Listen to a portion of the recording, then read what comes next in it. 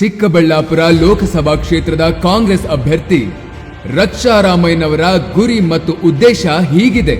ಚಿಕ್ಕಬಳ್ಳಾಪುರ ಲೋಕಸಭಾ ಕ್ಷೇತ್ರವು ಭಾರತದ ಹೂವಿನ ರಾಜಧಾನಿಯಾಗಿ ಹೊರಹೊಮ್ಮುವಂತೆ ಮಾಡುವುದನ್ನು ಖಚಿತಪಡಿಸಿಕೊಳ್ಳುವುದು, ಹೂ ಮತ್ತು ತರಕಾರಿ ಬೆಳೆಯುವ ರೈತರಿಗೆ ಕೋಲ್ಡ್ ಸ್ಟೋರೇಜ್ ನೆಟ್ವರ್ಕ್ ಮತ್ತು ಸಾಮರ್ಥ್ಯದ ಹೆಚ್ಚಳ, ಎತ್ತಿನಹೊಳೆ ಯೋಜನೆ ಶೀಘ್ರ ಜಾರಿಗೆ ಪ್ರಾಮಾಣಿಕ ಪ್ರಯತ್ನ.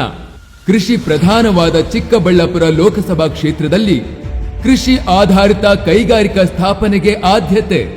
ನಮ್ಮ ಸಿದ್ದರಾಮಯ್ಯ ನೇತೃತ್ವದ ಸರ್ಕಾರ HN ವ್ಯಾಲಿ ಯೋಜನೆಯನ್ನು ಅನುಷ್ಠಾನಗೊಳಿಸಿದ್ದು 3ನೇ ಹಂತದ ಶುದ್ಧೀಕರಣ ಮಾಡಿಸಲಾಗುವುದು. ಯಲಹಂಕದ ರೈತ ಸಂತೆ ಮಾದರಿ ಚಿಕ್ಕಬಳ್ಳಾಪುರ ಕ್ಷೇತ್ರದಲ್ಲಿ 2 ಕಡೆ ರೈತ ಸಂತೆಗಳ ಸ್ಥಾಪನೆ. ನಿಮ್ಮೆಲ್ಲರ ಮತ ಸಮಾನತೆಯ ಪ್ರತೀಕ, ಅಭಯ ಹಸ್ತದ ಗುರುತಿನ ಕ್ರಮ ಸಂಖ್ಯೆ 3ಕ್ಕೆ ಮಾತ್ರವಿರಲಿ. ಹಸ್ತದ ಗುರುತಿಗೆ ಬೆಂಬಲ, ಶ್ರೀ ಸಾಮಾನ್ಯರಿಗೆ ಆನೆ ಬಲ.